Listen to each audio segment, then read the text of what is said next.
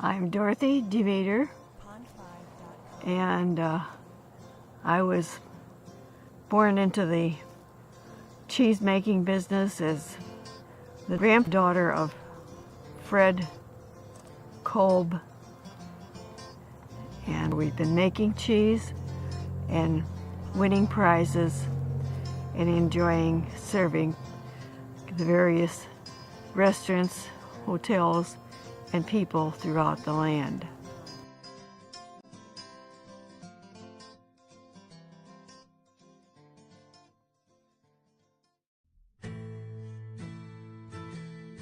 My grandfather was, of course, born in Germany, and he had some relatives that were over here in the United States, and they needed to have some more of their family that they knew they could work with and would work with them.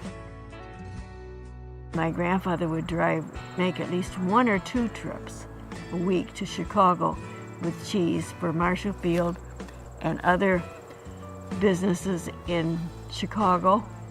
If Mother didn't have a babysitter or someone to watch me, I ended up riding along with some coloring books and a doll or two, and I'd get to go along with my grandfather, and he watched me in between delivering cheese. He built the plant in Lena in 1925. I was there all the time, and I helped a little bit once in a while when they were short-handed, and then I helped with wrapping and packaging of things, and it was all hand operation. It was just like, okay, it's part of life, and it became engrossed in it got under your skin or something. And that's how originally some of the products, they ended up using my picture on the labels and various things like that. So I was the cover girl.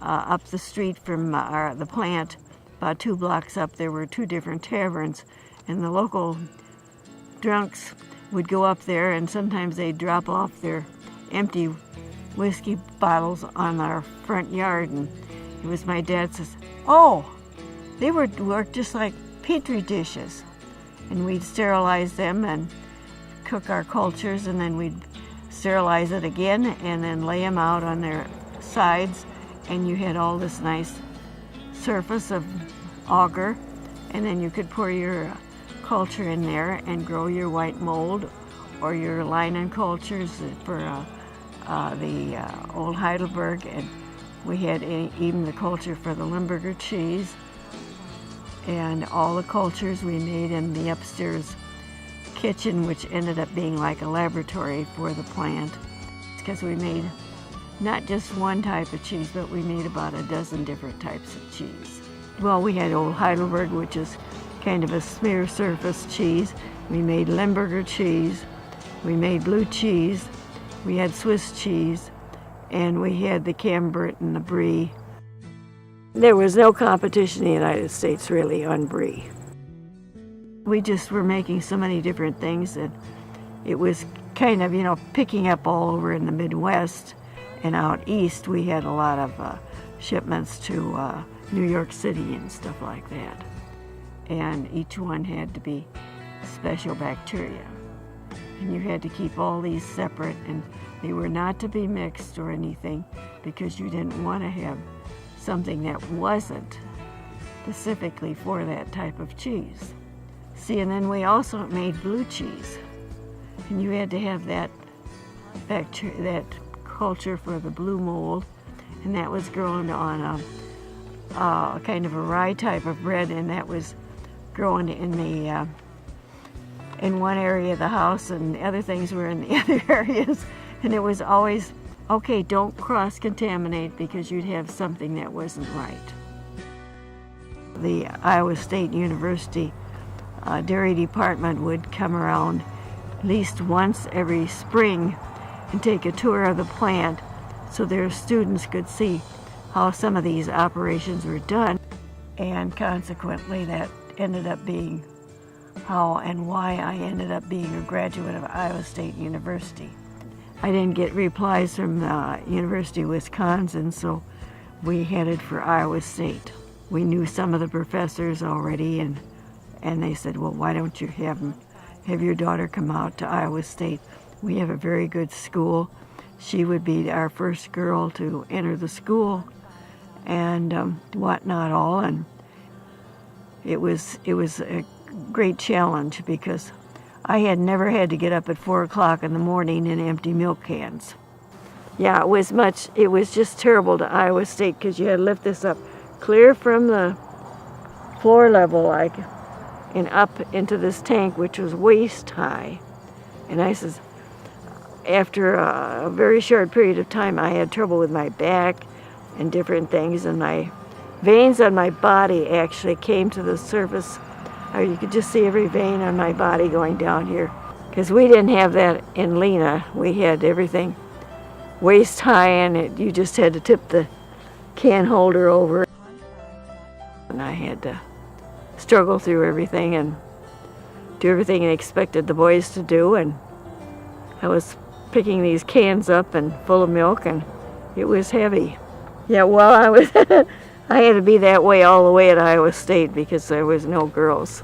They never had a girl taking any of these classes. It was kind of a little bit, well, what's she doing here and why we got a girl in our group? And we managed, and I says, well, you got to accept me. I grew up in a cheese factory, and I'll manage to get along with what you have to do here. And we worked it all out together, and I ended up being secretary of the Iowa State Dairy Club for 1 year. We only had a farm for about 10 years or so because then it became just a little bit too much, and my father was getting older and he couldn't run out there and check the farm by Wadhams and see how things were going all the time. And it was just a little bit too much. We had the Kolb Dairy for a number of years, which we pasteurized milk. Just a lot of places where we were delivering milk, and we delivered house to house here in Lena.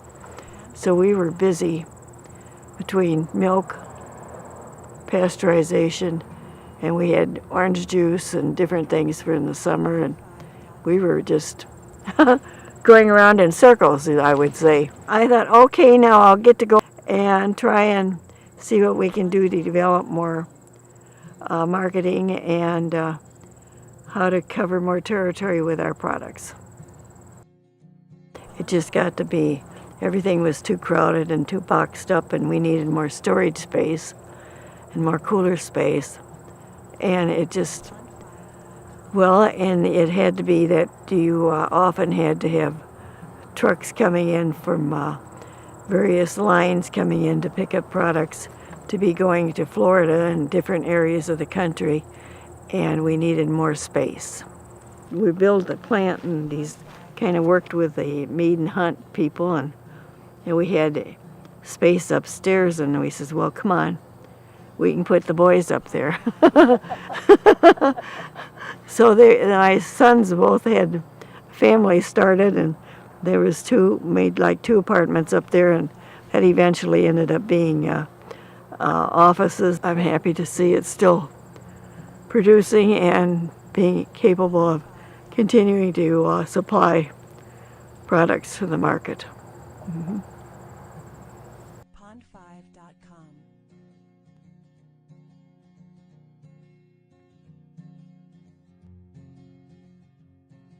Pond5.com.